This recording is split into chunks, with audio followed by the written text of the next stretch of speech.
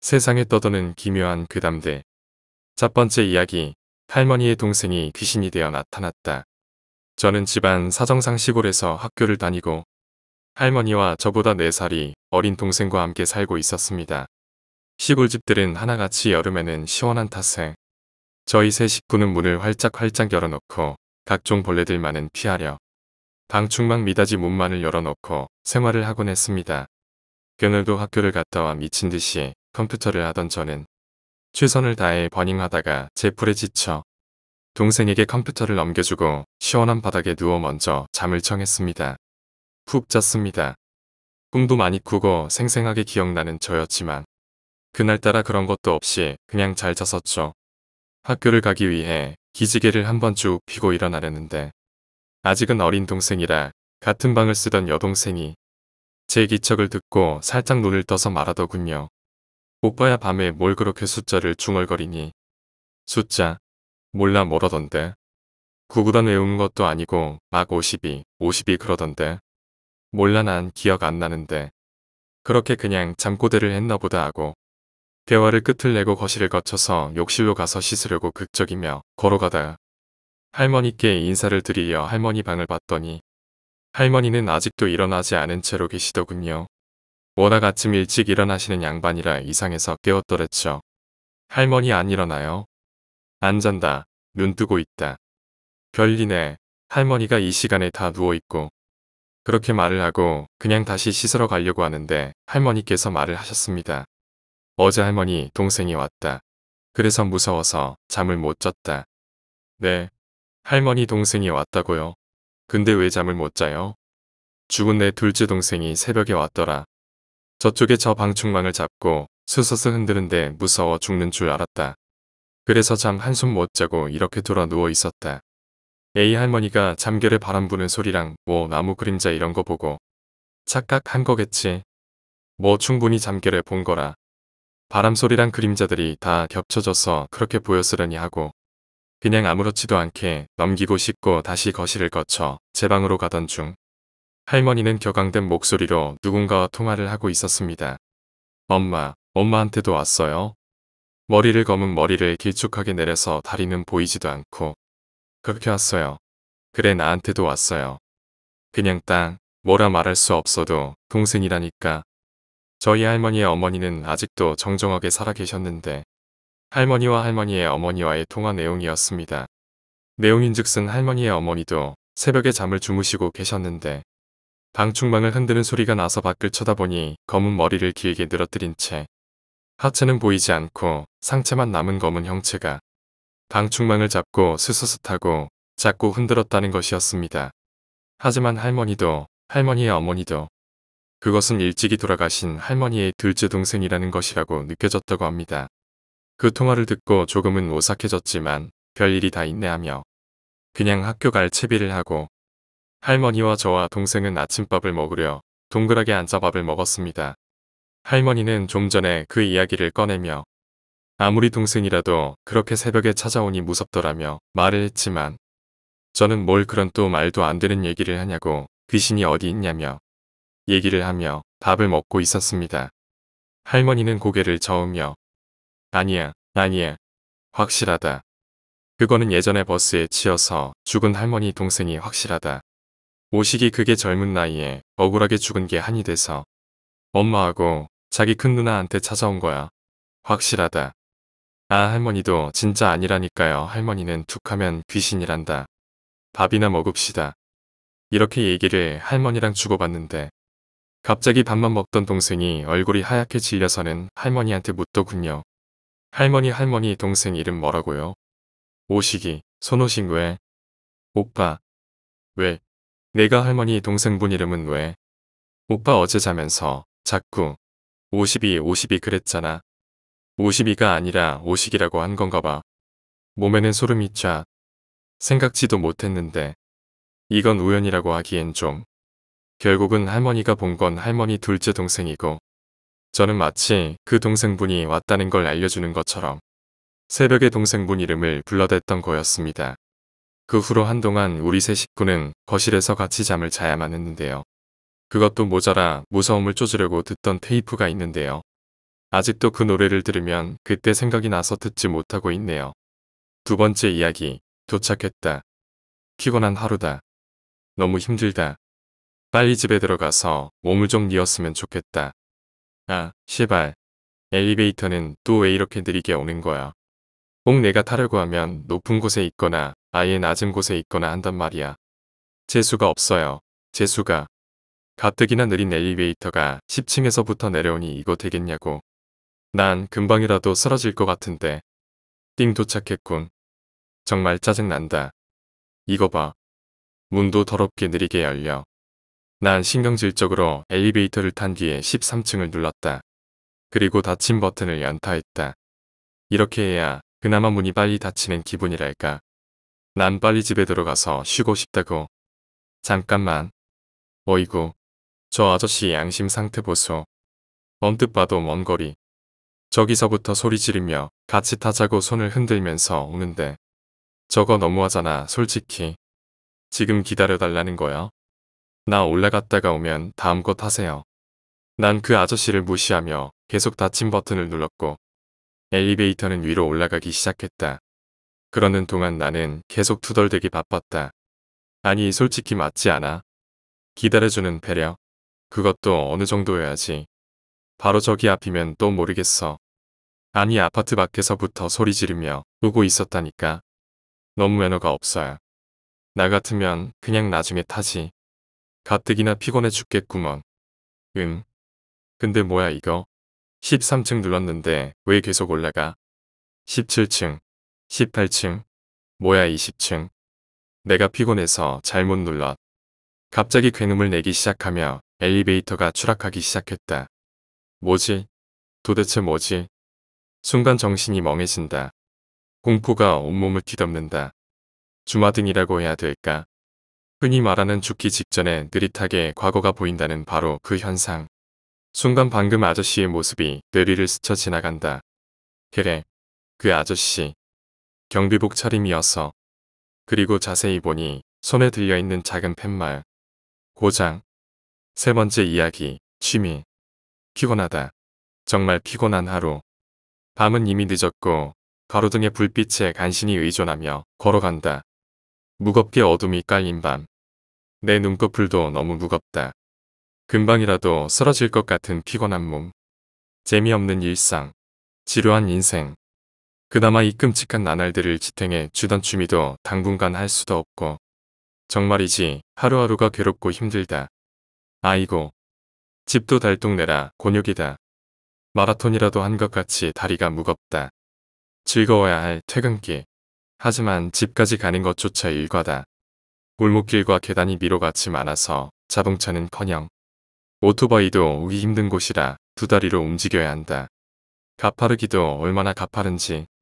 한 번 왕복을 하고 나면 히말라야라도 정복한 듯한 기분이 든다. 뭐지? 순간 약간 멍해졌다. 내가 너무 힘들어서 내쉰 한숨인가? 하고 착각했지만 아니다. 숨이 좀 가파르긴 해도 내가 낸 소리가 아니다. 게다가 저건 한숨이라기보단 신음에 가까운 소리 아닌가. 난 무의식적으로 소리가 나는 곳으로 걸어갔다. 미로 같은 골목길. 가로등의 불빛마저 희미해지는 어두컴컴한 곳.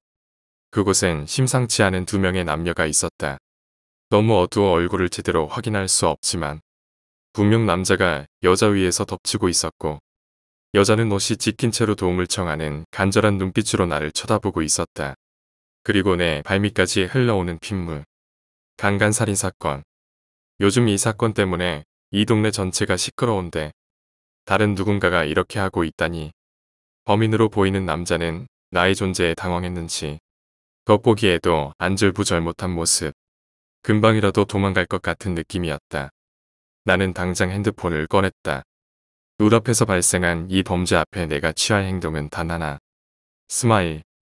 핸드폰 플래시가 켜지고 드디어 어두웠던 실루엣이 제대로 보인다. 빨간 핏빛.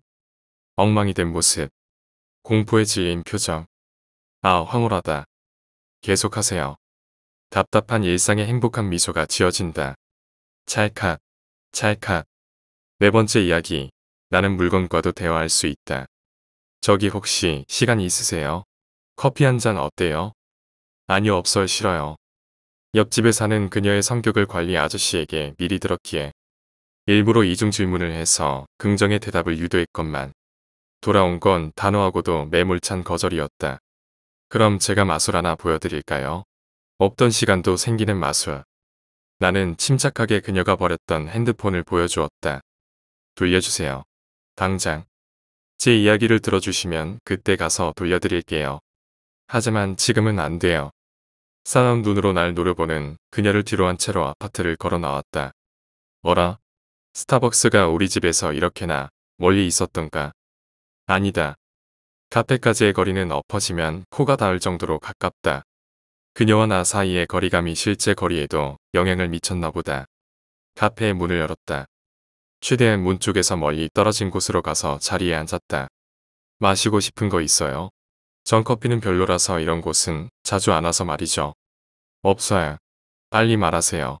무슨 말이 하고 싶은 건데요? 너무 그렇게 쏘아대지 마요. 천천히 이야기할 거니까 이걸 받고 싶지 않으면 가도 좋아요. 그녀의 앙담은 입술이 꽤나 탐스러워 보였다. 이런 위험하잖아. 평정심을 가지자.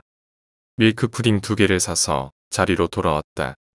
나이도 엇비슷해 보이니까 말 놓아도 되죠.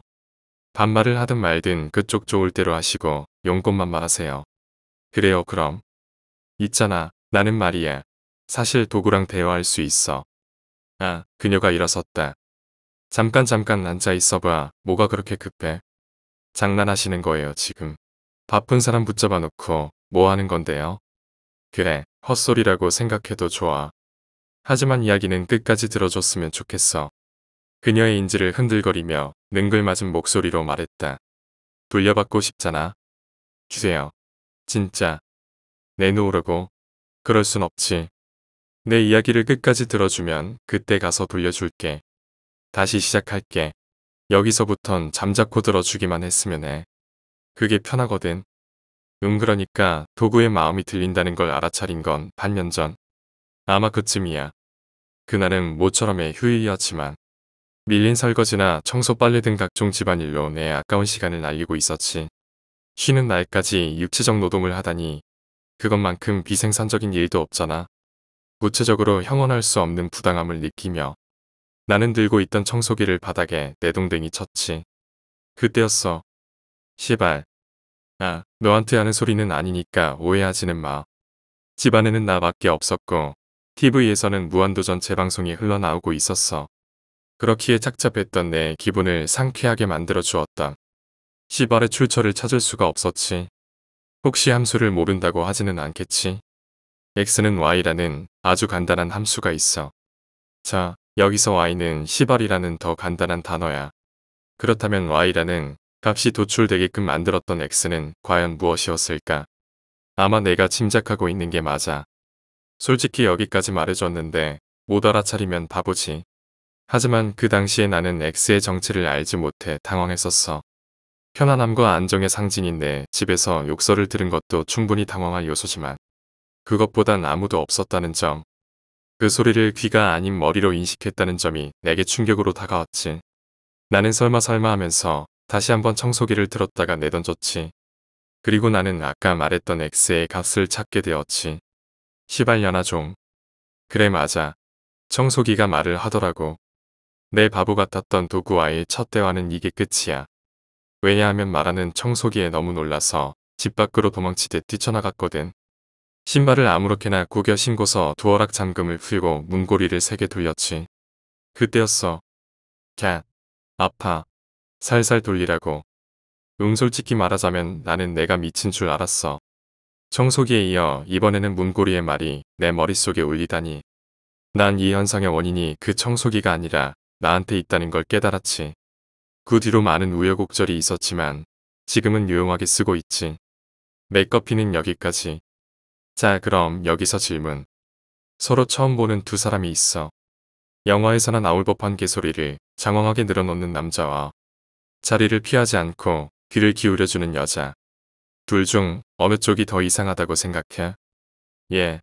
그야 남자 쪽이 더 이상하죠. 그래 맞아. 솔직히 나도 내가 더 이상하긴 해. 근데 너도 만만치 않은걸. 그런 나랑 이렇게나 오래 대화하다니 말이야. 그건 그쪽이 제 핸드폰 때문에라는 상투적인 변명은 하지 말아줘. 큰 소리로 도둑이야 라고 외치거나 저기 있는 카페 점원한테 이야기할 수도 있고 심지어 경찰을 부를 수도 있었잖아. 하지만 넌 그러지 않았지. 잠깐의 침묵의 입맛을 다시며 말했다. 왜일까? 간단해. 이 핸드폰의 주인은 내가 아니거든. 시종 일관 도도하기만 하던 그녀의 얼굴이 당혹감으로 인해 일그러지자 묘하게 흥분이 된다. 그게 무슨 말이죠? 말했잖아. 나는 도구의 말을 들을 수 있다고. 그리고 도구는 생각보다 말이 많다고. 덕분에 듣고 싶지 않은 것도 들어서 항상 곤란하다고. 지금처럼 말이야. 살다 살다 별꼴을 다 보네요. 그 핸드폰 가지던가 팔던가 맘대로 하세요.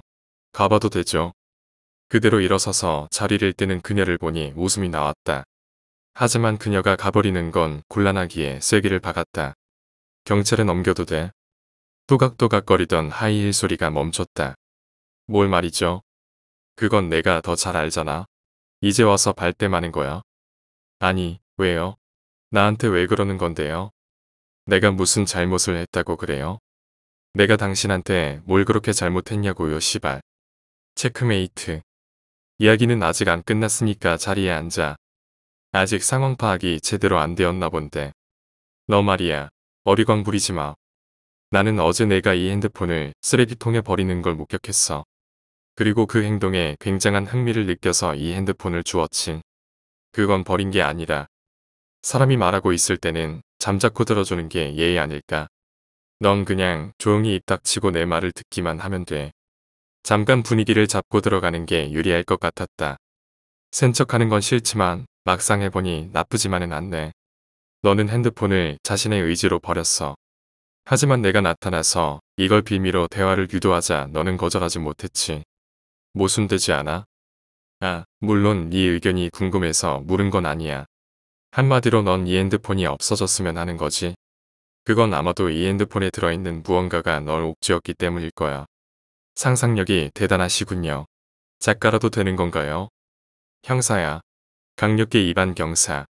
그녀의 커진 눈 입술을 잘근 깨문 윗니. 침이 꿀깍 넘어가는 목을 대.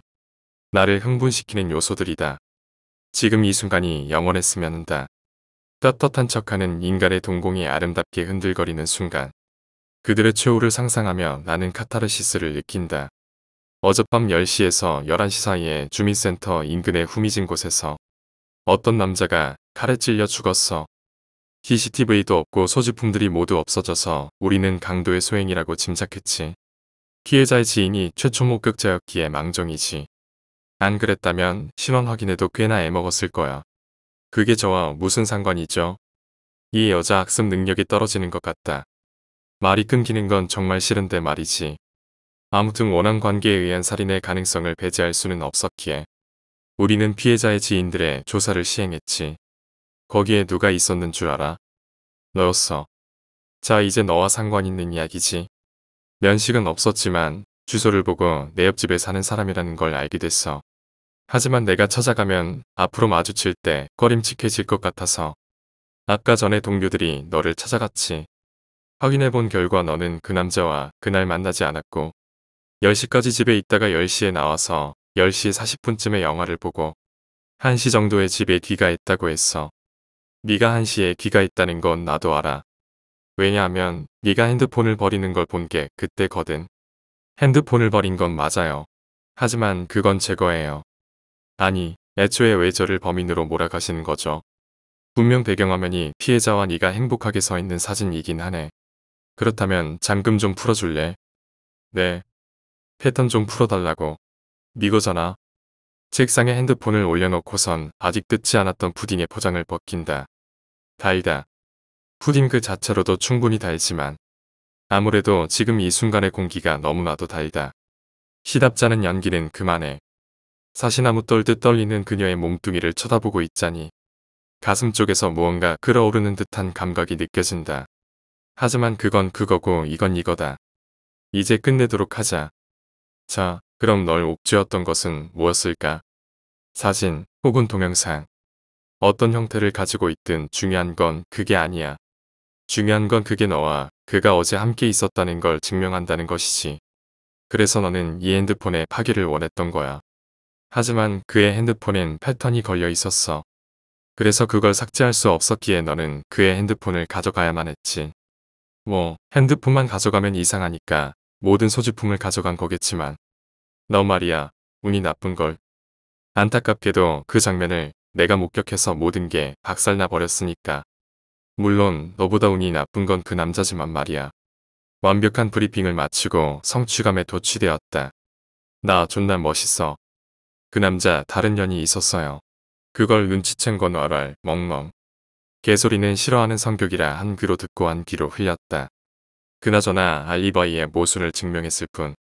결정적인 증거도 없는데 자백이라니 멍청해도 너무 멍청한 거 아니야? 뭐 그걸 유도하긴 했지만 막상 들으니까 뭔가 허탈하네. 아, 도구랑 대화할 수 있는 능력. 그런 말도 안 되는 능력이 어디에 있어?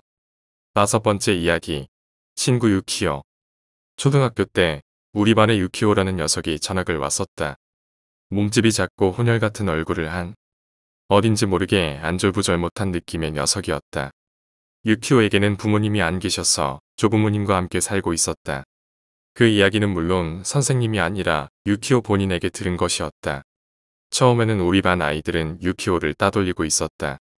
그렇다고 해도 돈을 빼앗는다던가 하는 것은 아니었고 지나가면서 등을 팔꿈치로 툭 친다거나 필통을 칼로 자른다거나 조회 시간에 방귀를 뀌었다고 모함하는 것 같은 것이었다.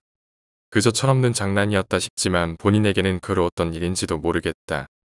그렇지만 유키오는 평소에는 안절부절 못해하는 주제에 그런 때만은 묘하게 근성을 보였다. 울거나 정색하는 일도 없었고 선생님에게 고자질을 하지도 않았다. 그러다 보니 우리도 장난치는 것이 그다지 재미가 없었고 어느 사이 유키오를 따돌리는 건 다들 그만두게 되었다. 다만 유키오는 학교를 자주 쉬곤 했었다. 한 달에 몇 번 정도였는지는 기억이 나지 않지만 노상 학교에 나오지 않았다는 인상이 남아있다. 그 당시 우리 학교에서는 학교를 쉰 학생이 있으면 급식으로 나온 빵을 같은 반, 같은 지역에 사는 친구가 가져다주는 규칙이 있었다. 그리고 유키오의 집에 빵을 가져다줘야 하는 사람이 바로 나였다. 사실 우리 집과 유키오의 집은 꽤 떨어져 있었지만 같은 반에서는 가장 가까웠기 때문이었다. 유키오의 집은 나무로 지어진 문화주택으로 아무리 봐도 할아버지들이 살 것 같은 모습의 집이었다. 안에 들어간 적은 없었다. 어쩐지 어두운 느낌의 내가 싫어하는 분위기의 집이었기 때문이었다. 빵을 가져다 줄 때는 언제나 할머니에게 빵을 건네고 허둥지둥 돌아가곤 했다. 그리고 어느 날 유키오가 또 학교를 빠졌기 때문에 나는 빵을 가지고 그 집에 가게 되었다. 현관에서 초인종을 누르자 평소와는 다르게 유키오 본인이 직접 나왔다. 감기라도 걸린 것인지 안색이 영 좋지 않았다. 유키오는 나에게 집에 들어오라고 권유했다. X가 있으니까 같이 놀자라고 말하면서 그 장난감은 내가 늘 가지고 싶어 했던 것이었기 때문에 나는 기분 나쁜 것을 참으며 그 집으로 들어갔다. 유키오의 방에 들어서고 나는 조금 놀랐다. 방 안에 실이나 스티커가 덕지덕지 붙어 있었고 그 사이사이에 신사의 부적 같은 것도 붙어 있던 것이다. 우리가 열고 들어온 문에도 틈이 보이지 않도록 잔뜩 붙여져 있었다. 뭐야, 이게? 할아버지랑 할머니가 부적을 붙이시는데 그것만 있으면 무서워서 스티커도 붙이는 거야.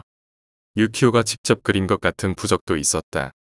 이런 부적 그냥 떼버리면 되잖아. 그러면 할아버지한테 혼나. 유키오는 더 이상 말하지 않았다. 그날은 유키오의 방에서 1시간 정도 놀고 돌아갔다. 다음 날도 유키오는 학교를 쉬었다. 선생님은 나에게 유키오의 상태에 관해 물어보셨다. 내가 그다지 상태가 좋아 보이지 않았다고 말하자 쉰다고 전화도 하지도 않아서 무슨 일인가 싶어서 말이야. 라고 말씀하시는 것이었다. 전화를 해보시면 어떨까요? 전화는 해봤지만 아무도 받지를 않더라고. 할아버지나 할머니는 계시던. 어제는 안 보이셨어요. 그럼 학교를 쉴 거면 전화를 해달라고 유키오한테라도 좀 전해주렴. 나는 그날도 유키오의 방에서 놀았다. 유키오는 장난감을 잔뜩 가지고 있었다. 부러워진 내가 물어봤더니 아버지와 어머니가 사준 것이라고 대답했다. 너희 부모님은 어디 계신 거야? 돌아가셨어. 유키오는 간단하게 그렇게 말했다. 왜? 교통사고. 장난감을 만지며 고개를 숙이고 대답하는 유키오를 보니 더 이상 물어볼 마음이 들지 않아서 나는 화제를 바꾸었다. 내일은 학교 올 거야? 모르겠어. 너 괜찮은 거야? 학교 쉴 때는 전화해달라고 선생님이 말씀하셨어. 미안. 나한테 말해도 소용없다고. 할아버지랑 할머니는 안방에 계셔. 그럼 전화해달라고 말하면 되잖아. 잘 수가 없어. 뭐? 아버지랑 어머니가 꿈에 나와서 나를 계속 불러. 유키오, 유키오라고 나를 몇 번이고 계속 부르는 거야. 그게 무서워서 도저히 잘 수가 없어. 어제는 팔을 붙잡았어. 나를 데려갈 생각인 것 같아. 나는 점점 무서워져서 그만 돌아가겠다고 말했다. 하지만 유키오는 계속 나를 붙잡았다. 내가 무서워하는 건 알겠지만 난 여기서 자면 안 돼. 어째서? 우리 집에서 어머니가 걱정하실 거야. 거기까지 말하고 나는 아차 싶었다. 유키오는 고개를 숙이고 더 이상 아무 말도 하지 않았다. 나는 어색해진 분위기를 도저히 감당할 수가 없어서 유키오의 집에서 뛰쳐나왔다. 그 다음 날도 유키오는 학교에 나오지 않았다. 선생님은 함께 가보자며 하굣길에 나를 차에 태우고 유키오의 집으로 향했다. 선생님이 현관에서 불렀지만 아무런 대답이 없었다. 현관을 열자 선생님은 얼굴을 찌푸렸다. 신발을 벗고 집으로 들어갔다. 부엌에도 유키오의 방에도 사람의 모습은 보이지 않았다. 유키오의 방에서 나오니 오른쪽에 방이 있었다. 유키오가 어제 말했던 안쪽 방이란 이것일 거라고 나는 생각했다. 선생님이 그 방의 문을 열었다. 그리고 그 순간 선생님은 온몸을 꼿꼿이 세웠다 바로 문을 닫았다. 그 잠깐 사이 나는 선생님 너머로 방 안을 보았다. 유키오의 피에 젖은 얼굴이 보였다. 아마 선생님은 바로 경찰을 불렀던 것 같다. 그날의 기억에서 그 이후는 거의 생각나지 않지만 경찰이 왔었던 것만은 기억이 난다. 다음 날 선생님은 아침 조회 시간에 유키오 조부모님이 죽었다는 것을 반 아이들에게 말하셨다. 그렇지만 피투성이었다고는 말하지 않았다. 단지 죽었다는 말뿐이었다. 시간이 조금 흐른 뒤 나는 선생님에게 유키오가 내게 말했던 꿈의 이야기를 했다. 선생님은 잠시 동안 아무 말 없이 듣고 계셨다. 그리고 아무에게도 말하지 말거라 라고 말하시고 나에게 유키오의 부모님에 관해 알려주셨다. 유키오의 부모님은 자살을 했었다고 한다. 게다가 사실은 가족 동반 자살을 계획하고 있었다는 것이었다. 유키오는 그때 운 좋게 살아남아 조부모님께 맡겨졌다는 것이었다. 나는 그 이야기를 듣고도 그다지 놀라지 않았다. 어쩐지 그랬을 것이라고 마음 한구석에서 생각하고 있었던 것이다. 며칠이 지나 나는 경찰에 불려가서 유키오의 집에 갔을 때 이야기를 했다. 유키오의 꿈에 관해서도 이야기했다. 경찰은 내게 그 이야기가 거짓말이 아니냐고 끈질기게 물었다. 나는 거짓말이 아니라고 몇 번이나 부인했다. 정말 너는 그 집에서 유키오 군에게 그 이야기를 들었니? 네. 함께 와주셨던 선생님은 어쩐지 곤란한 표정을 짓고 계셨다. 경찰이 선생님에게 다가가서 절레절레 손을 흔들었다. 그것이 신호였던 것일까? 선생님은 잠시 생각을 하시더니 내게 말하셨다. 저기, 선생님이랑 내가 유키오의 집에 갔었잖아. 그때. 선생님은 말을 꺼내기 어려워하시는 것 같았다. 나는 어쩐지 기분 나쁜 예감이 들고 있었다. 그때 유키오네 가족은 이미 죽은 지 3일은 훨씬 되었었대. 6번째 이야기, 용기. 나는 등산을 좋아한다. 연휴 때는 무조건 산에 오를 정도니까. 그중 특히 좋아하는 산이 있다. 그리 높지는 않지만 산길이 워낙에 험난해 매년 조난자가 나오곤 하는 곳이다. 길이 잘 닦이지가 않아. 등산에 익숙한 사람도 까딱하다는 길을 헤매기 십상인 산이다. 하지만 그 탓에 그 산을 찾는 사람은 적다. 나는 마치 나만의 것처럼 느껴져. 그 산이 퍽 마음에 들었던 것이다. 어느 휴일, 나는 또 그 산에 올랐다. 새들이 지저귀는 소리와 강물이 흐르는 소리가 어우러져 시원하다. 한동안 걷고 있자니 구름다리가 보인다. 정상에 가려면 꼭 지나가야만 하는 다리다. 구름다리에 다다르니 한 남자가 있었다. 그런데 분위기가 이상하다. 남자는 난간 밖에 서서 아래를 그저 바라보고 있었다. 나는 불쑥 말했다. 위험합니다. 남자는 나를 바라봤다. 나는 깨달았다. 남자는 투신 자살하려는 것이었다. 나는 급히 말을 이었다. 당신이 죽으면 남겨질 부인과 아이들은 어떻게 합니까? 자살 같은 건 하지 마세요. 대충 그렇게 말했던 것 같다. 그 남자의 가족이 어떤지는 전혀 몰랐다. 그저 어디 드라마에서 본 것 같은 대사를 읊었을 뿐이었다. 그 말을 듣자 남자는 나를 보고 이렇게 말했다. 용기가 났습니다. 나는 남자가 자살을 그만두려는 것으로 생각했다. 다행이라고 말이지. 하지만 곧바로 남자는 난간 밖으로 뛰어내렸다. 나는 경악하면서도 구조대에 전화를 했지만 산속인데다 수십 미터 아래 골짜기로 뛰어내린 남자가 살아있을 리 없었다. 나중에 알게 된 이야기지만 남자는 보험을 잔뜩 들어놓고 사고를 가장해 자살한 것이었다. 나는 구급대원에게 사건 경위를 설명했다. 당연히 보험금은 안 나왔겠지. 뒷맛이 씁쓸했다. 나는 그 이후로 조난자를 봐도 모른 척하고 지나가고 있다.